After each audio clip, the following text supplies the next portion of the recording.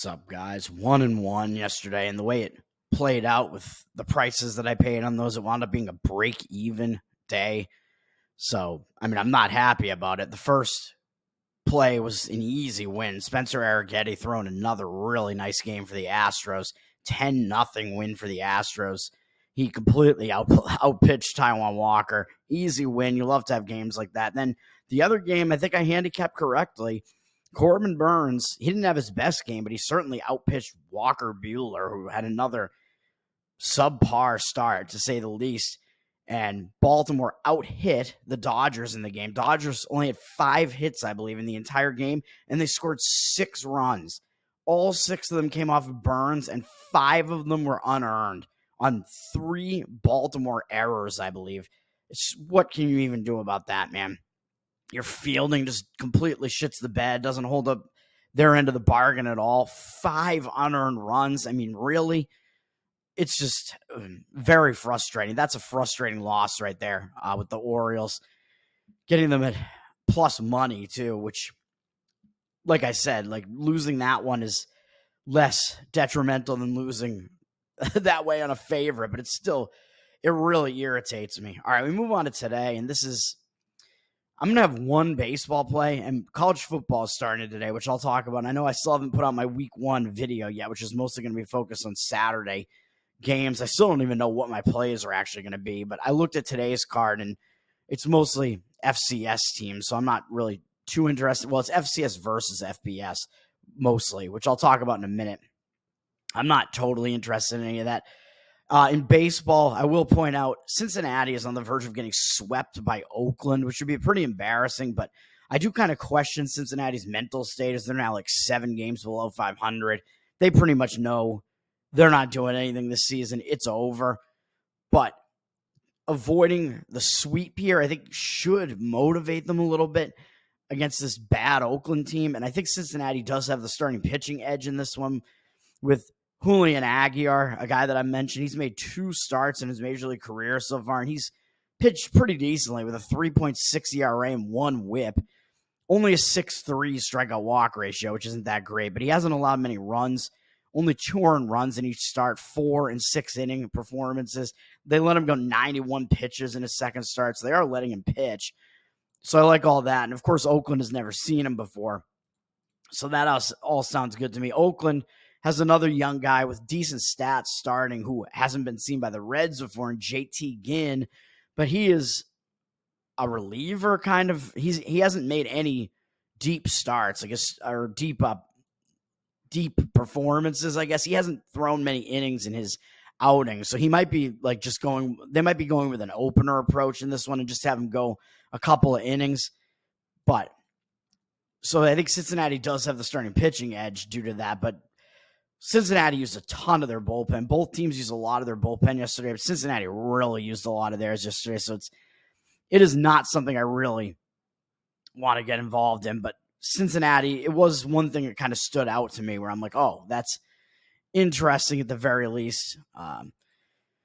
San Diego, St. Louis, Michael King versus Sonny Gray on the surface kind of looks like it would be a pitching duel and maybe a spot to play an under. But, Michael King has been pitching really well this season. Sonny Gray has really dropped off the last couple of months, though, so that's something I don't really want to do either. He's been pitching pretty poorly as of late, although his road stats have been worse than his home stats, I believe, fairly significantly, I think, but he's just not in great recent form. I don't know if he's just getting older and just kind of running out of steam. I don't know what the deal is there because he is a good pitcher, but his numbers against San Diego specifically are also not very good, so I'm going to just kind of stay away from that as well. I'm going to avoid that as well. And I'm going to go to a total in baseball, which there are some things about this that make me think that I'm doing something wrong here and that I don't actually want to do this. But, man, it seems like really it seems like something I do want to do. And hang on, because I'm actually trying to look at the splits here as well, because I think we have there are some reasons why I think we could, why this still kind of makes sense, I would say, why we still may want to do this. And let me just look at, because I'm going to be playing a total. I'm going to be playing it over in Mets, Arizona, because I think the starting pitching matchup specifically in this matchup does call for it. But I want to look at David Peterson, who's pitching this game. I want to look at his stats quickly. His stats that he has at Arizona specifically, because I haven't found that yet. What is Arizona's stadium's name now? It's still Chase Field, right? I think. Yeah, it is. So I want to find his stats specifically at Chase Field, just to determine whether or not because he has bad stats against Arizona. I'll just throw that out there right now, which I'll mention in a minute. Crap, he actually has decent stats at Chase Field. He had one start there 2 years ago, only allowing 1 run in 5 2/3, so that's not great. Let me see. The start before that, he was horrendous, though, and gave up 5 earned runs in a third of an inning in Chase Field in 2021. So, all right. So he has good and bad performances there. One good performance and one really horrific performance. So, all right. Let's get into it, man. I'm going over in Mets, Arizona, even though we know both of these teams have good offenses and can hit. The public's only going to be playing overs here as well. But you shouldn't blindly fade the public. Let's just say that, even though the public is probably going to be wrong slightly more often than they're going to be right. But the books don't even want them to be wrong all the time, because the books want them to keep coming back, right? So they only want them to lose enough that the books make money off of them. Both of the games have been high scoring in this series so far. Mets won 8-3 in the first game, which was Arizona's road trip return. I said they were in a bad spot there, and then Arizona bounced back with a win last night, 8-5, returning to their form. They've been winning a lot of games recently. Yesterday, Arizona only used 3 relief pitchers, and the Mets used a lot. Mets used 5 relief pitchers. So the bullpen situation, I think, is fine for playing it over here. I mean, these bullpens, I think, are okay bullpens, but a lot of usage yesterday, especially from the Mets, as Severino threw way too many pitches in a very short amount of time in the game, let's say, for the amount of pitches, 104 2/3. That's not great. And we look at the starting pitching matchup. Like I said, both of these pitchers have been good recently, so that worries me a little bit. David Peterson for the Mets has a 1.71 ERA in the month of August and 3.38 in July, but 23-13 strikeout walk ratio in July doesn't tell me that he was really actually pitching that well. That tells me he still didn't have very good command. And 23-11 in August, again, is telling me his command isn't really that good. Even though he has faced a few good offenses, too, and done well against them, too. He is coming off a big performance against San Diego, but he only had a 2-2 strikeout walk ratio in that one. So, again, his strikeout walk ratio, not very impressive. His ERA looks good on the season, 2.85, but a 1.32 whip tells you there's something a little bit off here, and he's putting too many men on base versus the Diamondbacks specifically. And as I already mentioned, he has 2 starts in his career in Chase Field, 3 years ago and 2 years ago, I believe. 3 years ago, he had that horrific performance, giving up 5 earned runs in a third of an inning. And then he had a better performance 2 years ago, going 5 whatever innings, only allowing 1 run. So that kind of balances out to still a kind of bad ERA, I think, in Chase Field. I don't know what it would be, but it would still be pretty high. But yeah, a lot of it is skewed from that one really bad performance. But he also only had 1 decent performance there, too. So does that mean he's bad at Chase Field? I don't know. But against these Arizona hitters, he's not good. We have a little bit more of a sample size to look at here, so it's a little bit of a better indicator of what we might get in this game. They're 12 for 34 off him lifetime with a double, 2 home runs, 6 RBIs, 4-9 strikeout walk ratio. So again, walking way too many guys. It's a 353 batting average and 1,047 OPS. Peterson has struggled in his career against these Arizona hitters, man. So even though we have good recent performances, sort of, from Peterson, his walk rate has still not been good. So I don't even know if we could say that he's been that good recently. Like his ERA, I think, is a bit of a mirage, even though he does continue to keep up that good ERA. I think it's still a bit misleading. And then on the other side, Ryan Nelson. I mean, I've been bashing him all season because I just don't think he's a good pitcher, but he has actually been legitimately good in the last couple months, lowering his ERA significantly. In July, he had a 33-8 strikeout walk ratio and 2.41 ERA. Did face a couple good offenses in there, too. So he has turned it around. And then after a bad start in his first start in August, sort of bad, giving up 4 runs in 5 innings, thinking, oh man, the bad Ryan Nelson might be back. He's turned it around again, has a 29-4 strikeout walk ratio this month, 3.28 ERA, pitching 3 of those games on the road and having a good performance in his last one at Fenway against my Red Sox. Unfortunately, the Red Sox cannot do anything against Nelson. I still don't think Nelson is a good pitcher, though, man. Even though his strikeout walk ratio is definitely good over these recent months. Look at his career stats are not that good, even though, yeah, this is only his second full season. So maybe he's finally finding something. But career-wise, 4.62 ERA, 1.32 whip. This season, his numbers are pretty similar now, lowering his numbers to basically that 4.29 ERA and 1.28 whip this season. I just don't think he's necessarily that great. His 108 to 30 strikeout walk ratio isn't that bad. 136 hits and 130 innings pitched isn't very good, though. So he is pretty hittable still overall. And against the New York Mets, his stats are not good, dude. They're 15 for 34 off him lifetime with 2 doubles, 4 triples, 5 home runs, 14 RBIs is absolutely insane. 4-1 strikeout walk ratio, 441 batting average, and 1,634 OPS. In a decent sized sample like that, he has been rocked by these Mets hitters, man. It's just crazy. And that 14 RBI number, that's just insane. So you have 2 starting pitchers who have over 1,000 OPS against these opposing hitters in over 30 at bats. So I think there is something to take away from that. These starting pitchers have not been good against these hitters, man. And looking at Ryan Nelson's splits, he is worse at home than he is on the road. This season, 4.95 ERA at home compared to 3.79 on the road. And he is at home tonight, obviously. 284 opponent batting average at home, and it's only 256 on the road. So his numbers are worse in that situation, man. And then I believe this is a night game, right? Oh, no, this is an afternoon game. Never mind. Crap. So I was going to say his numbers are also worse at night in certain ways. His opponent batting average is worse at night than it is during the day, but his ERA is worse during the day.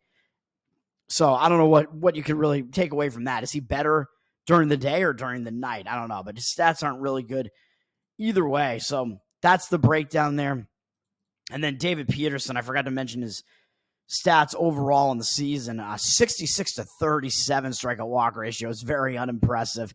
76 hits allowed and 85 and a third innings pitch is pretty good, but man, he's not a great strikeout pitcher, and he is walking a lot of batters. So I don't trust him.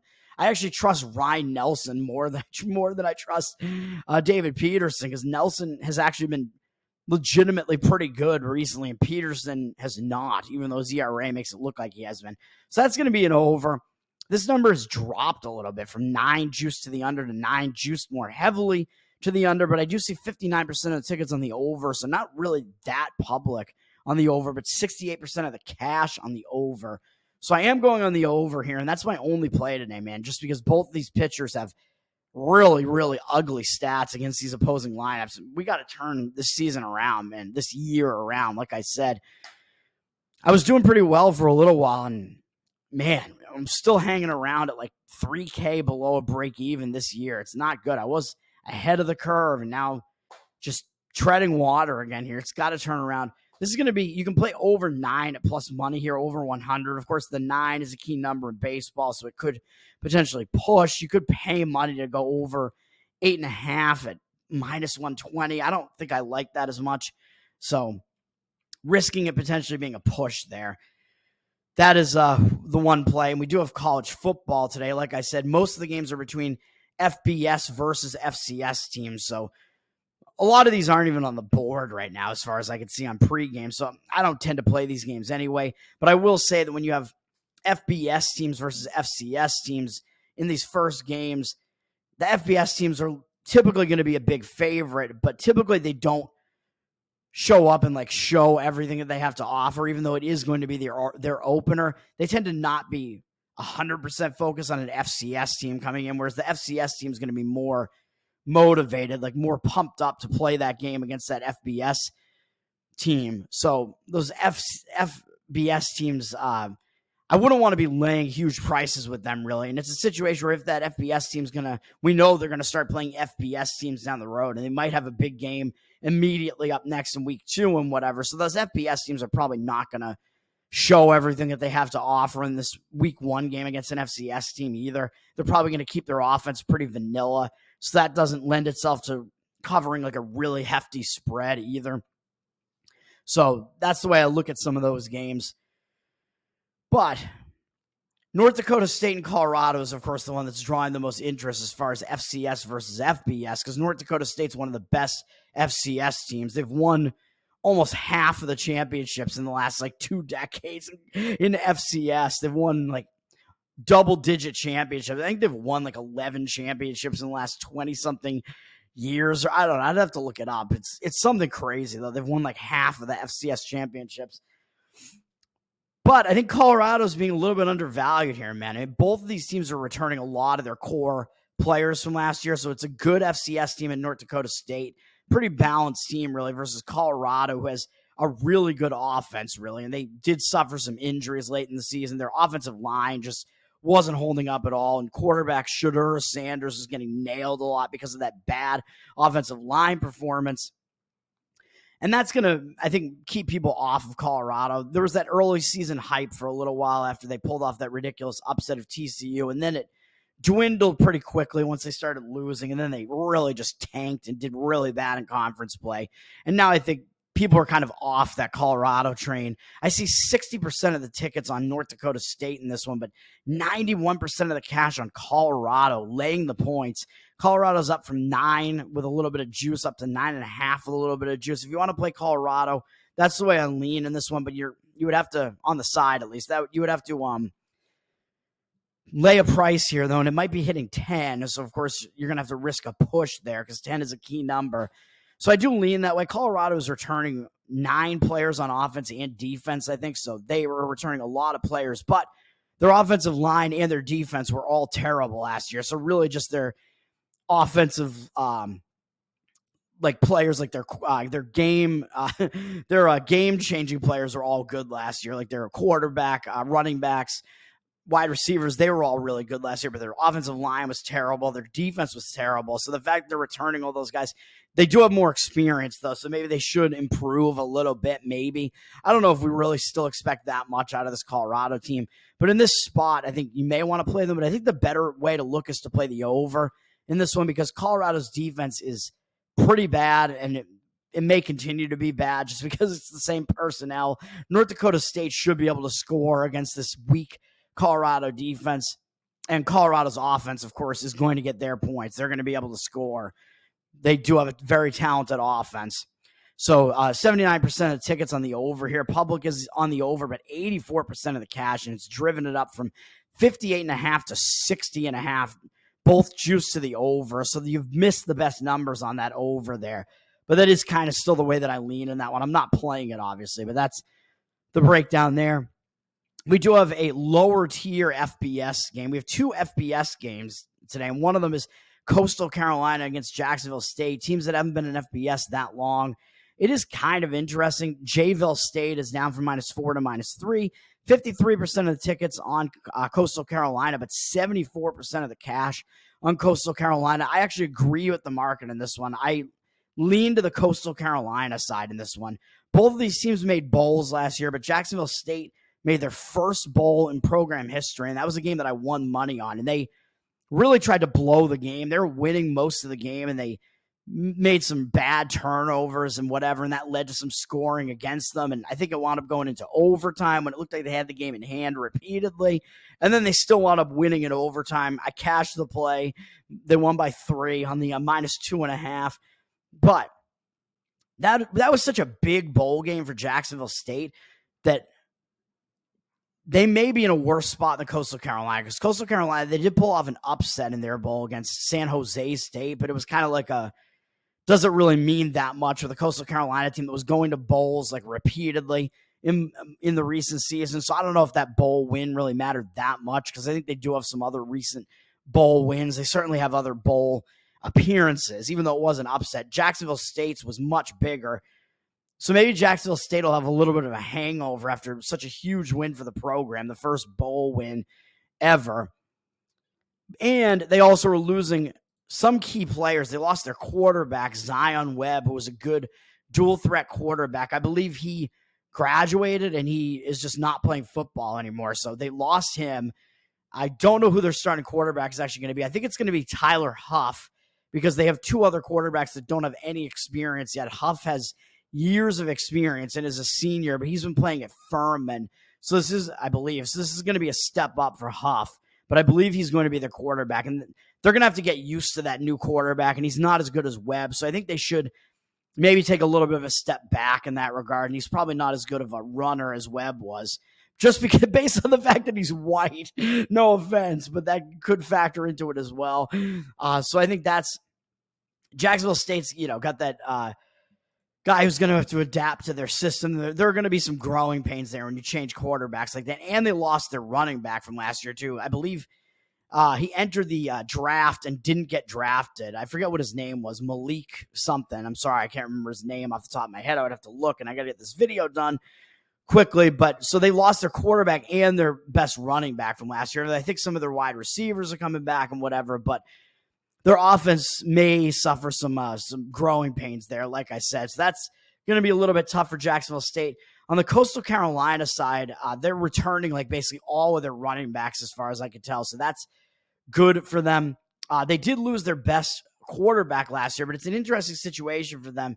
McCall, I believe, was the quarterback they had starting the season last year, and I believe he is transferred out over to NC State. And I don't know if he's going to be their starter or what. But for Coastal Carolina, let me look. I'm looking at the wrong week here, man. I got to get back to this. For Coastal Carolina, ESPN is so messed up, man. It looks like they're like still considering this to be. Oh no, I'm looking at week 1. I was looking at the right week. Yeah, this is week 1. There's too many games to. They're lumping in week 0 with week 1. It looks like on the page. That's why I'm confused. Although they tend to show the previous week's games and whatever. So for Coastal, so they're going to be going with a quarterback who does have experience in this system, who played some of their games last year. So McCall is gone. He was their best quarterback last year, but Vasco, I believe, is going to be their quarterback this year. And he's the guy who played in their bowl, even though he didn't do that well in the bowl. I believe he is going to be their quarterback. And he started multiple games for them last year, including the bowl. So I think they're going to go with him. He's only a sophomore, but I'm assuming he's going to be their starter. I'm not 100% sure, but he's the guy on their team who played last year, has experience, and is going to still be on the roster this year. Because I think Guest, who made a couple of starts last year as well, is on Bryant now, it looks like. So taking a step down there. And McCall is gone, like I said, I believe. So Vasco, I believe, is going to be their quarterback here. Their running backs, they had a mix of running backs last year. I think most of them are going to be back. Vasco is actually kind of a dual threat, and he is white. So my apologies, I guess. And they are losing their best wide receiver, Pinckney, who had a good bowl game last year. He got drafted, I believe, to the Carolina Panthers. So, I was going to say Jacksonville State. I don't know if I finished my thought there. Jacksonville State's best running back from last year entered the NFL draft, but went undrafted, I believe. So that's kind of sad, I guess. But Coastal Carolina's best wide receiver, Pinckney, from last year, I believe, got drafted by the Carolina Panthers. So they are losing him, but because they do have a quarterback who is experienced in the system at least and played that bowl game, I think they're going to be more ready to go than Jacksonville State is. So I lean to Coastal Carolina there because they have the quarterback that has been on the team and they're bringing him back. Jacksonville State's going to have to get used to having a new quarterback in there who is taking a step up in class.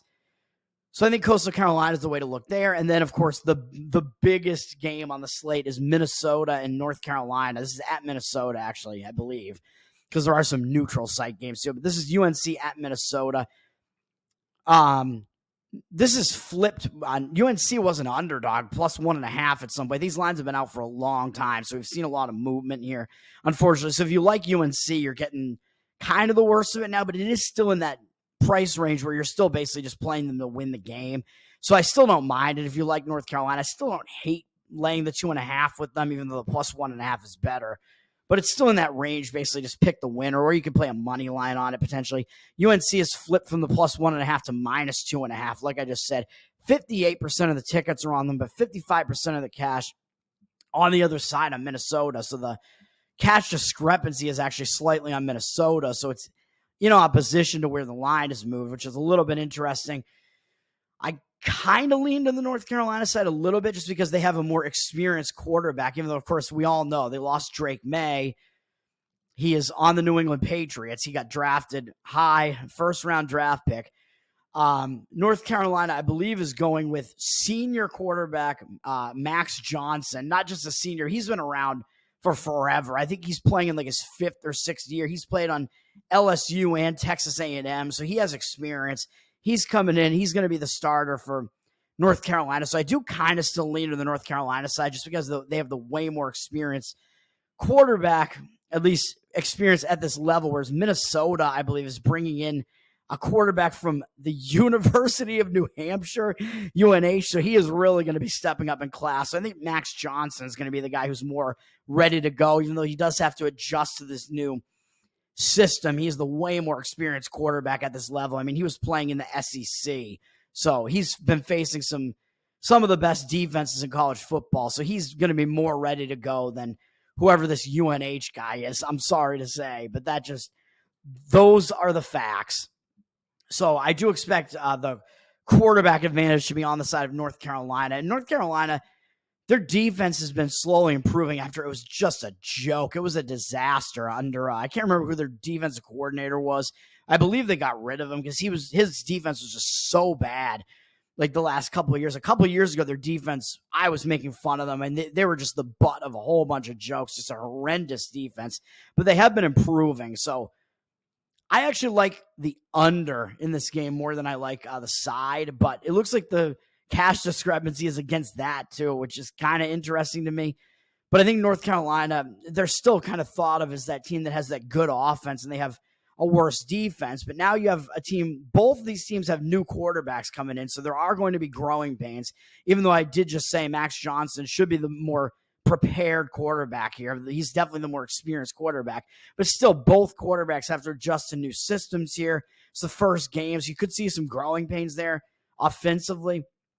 So you could see the offenses maybe start a little bit slowly to the season here, which is why I kind of like the under in this one more than anything else. In the public, I expect it to be on the over here because that's North Carolina's thing. They score a lot. Their defense is perceived as not being very good, even though they have improved, which is part of the reason I like the under too. But 56% of the tickets coming in on the under, 77% of the cash, however, is on the over. And it looks like it's just sitting at 50.5.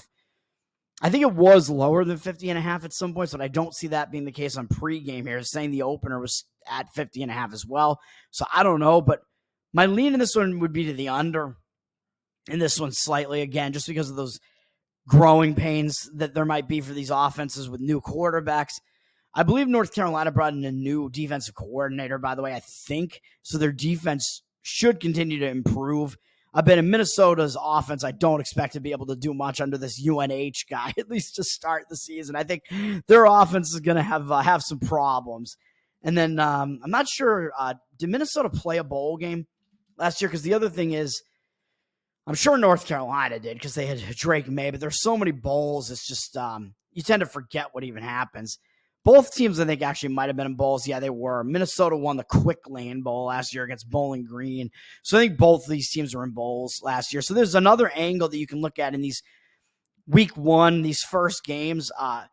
You tend to also want to play on teams that were in bowls and are bringing those guys back, though. So, of course, Drake May is gone. But if you have a team that was in a bowl and they're bringing a lot of those starters back who played in that bowl and they're up against a team who didn't play in a bowl, in week one, that team that played in that bowl tends to be more prepared because they had to prepare for a game in like December and whatever, whereas the other team, their season was over earlier on, so they have been off, and they could be coming in colder because they've been off for a lot longer, whereas that team that had to play in the bowl had to practice, had to prepare for that bowl, and have played a game more recently. So that tends to be an advantage for those teams as well. But, of course, both these teams, like I said, were in bowls last year, and that's right. North Carolina lost in the Duke's Mayo Bowl. I remember talking about that because I liked West Virginia in that one.